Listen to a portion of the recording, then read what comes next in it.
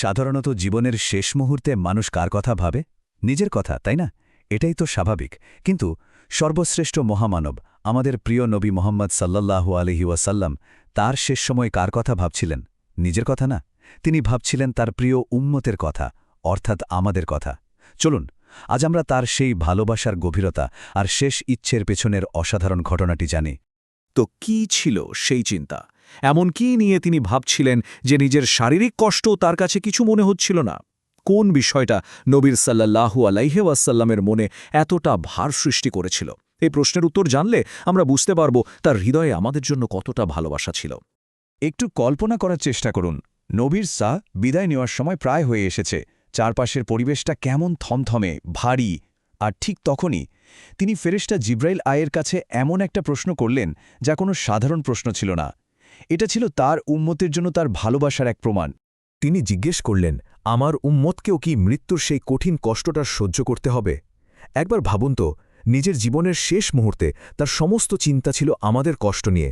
এই একটা প্রশ্নেই বুঝিয়ে দেয় তার ভালোবাসা কতটা গভীর ছিল।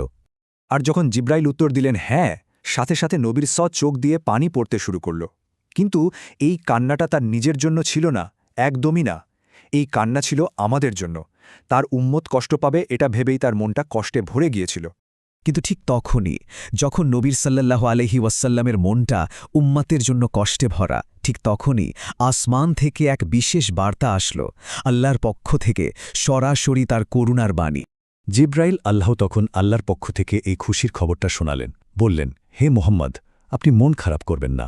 আপনার উম্মত যদি প্রত্যেক ফরজ নামাজের পর আয়াতুল কুরসি পাঠ করে, তাহলে তাদের মৃত্যুর কষ্ট অনেক সহজ করে দেওয়া হবে।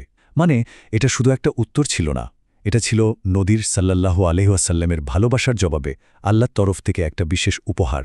তো প্রশ্ন হল, আমরা কিভাবে এই রহমতটা পেতে পারি? আল্লাহ সুবহানাহু ওয়া তাআলা কিন্তু পথটা একদমই কঠিন করেননি, বরং তিনি আমাদের জন্য খুবই সহজ আর পরিষ্কার একটা রাস্তা দেখিয়ে দিয়েছেন, যেটা যে কেউই মেনে চলতে পারে। এই রহমত পাওয়ার জন্য কাজ কিন্তু মাত্র দুটো, খুবই সহজ। এক, প্রতিদিন 5 ওয়াক্ত ফরজ নামাজের পরে জাস্ট কয়েকটা মুহূর্ত সময় বের করা। আর 2, সেই সময়ে অত্যন্ত শক্তিশালী আয়াতুল কুরসি পাঠ করা। ব্যাস, এই ছোট্ট একটা অভ্যাসই কিন্তু সেই বিশাল পুরস্কারের দরজাটা খুলে দেবে। আর ভাববেন না যে এর পুরস্কার শুধু মৃত্যুর কষ্ট কমার মধ্যেই শেষ। না, এর প্রতিদান আরও অনেক বড়, আরও সুন্দর। এই সহজ কাজটা আমাদের দুনিয়ার জীবন থেকে পরকালের জীবনে যাওয়ার যে মুহূর্ত, সেটাকে একদম বদলে দেয়, অসাধারণ শান্তি এনে দেয়। প্রতিশ্রুতিটা কি জানেন? বলা হয়েছে, যারা এই আমলটা করবে, মৃত্যুর সময় তাদের এক পা থাকবে দুনিয়ায় আর আরেক পা থাকবে জান্নাতে। এর মানে কি? এর মানে হলো দুনিয়া থেকে বিদায় নেয়া আর জান্নাতে ঢোকার মধ্যে কোনো কষ্টকর ব্যবধান থাকবে না। মানে একদম সহজ, শান্তিপূর্ণ একটা যাত্রা। চিন্তা করা যায়? এখন এই অসাধারণ কথাটা জানার পর আমাদেরও কিন্তু একটা দায়িত্ব আছে। এটা হলো ভালোবাসার দায়িত্ব, নবীর সায়ের প্রতি আমাদের ভালোবাসা আর কৃতজ্ঞতার দায়িত্ব। আমাদের কাজ হলো এই বার্তাটা অন্যদের কাছেও পৌঁছে দেওয়া, যাতে সবাই এই রহমতের কথা জানতে পারে। তবে এখানে একটা সতর্ক বার্তাও আছে। শয়তান কিন্তু চাইবে না যে এই ভালো খবরটা ছড়াক। সে মনে নানা রকম সন্দেহ ঢুকিয়ে দেবে, নানান অজুহাত দেখাবে বা অলসতা এনে দেবে, যাতে এই কল্যাণকর কথাটা আমরা শেয়ার না করি। কিন্তু শয়তানের এই ওয়াসওয়াসাকে পাত্তা না দেওয়ার পুরস্কারটা যে কি বিশাল! ভাবুন একবার, আমাদের শেয়ার করা মেসেজটা দেখে যদি মাত্র একজন মানুষও এই আমলটা শুরু করে, তাহলে কিয়ামত পর্যন্ত আমরা এর সওয়াব পেতেই থাকব। এটা হলো সাদাকায়ে জারিয়া, মানে এমন একটা দান যার পুণ্য চলতেই থাকে, কখনো শেষ হয় না। তো এখন সিদ্ধান্তটা আমাদের সবার।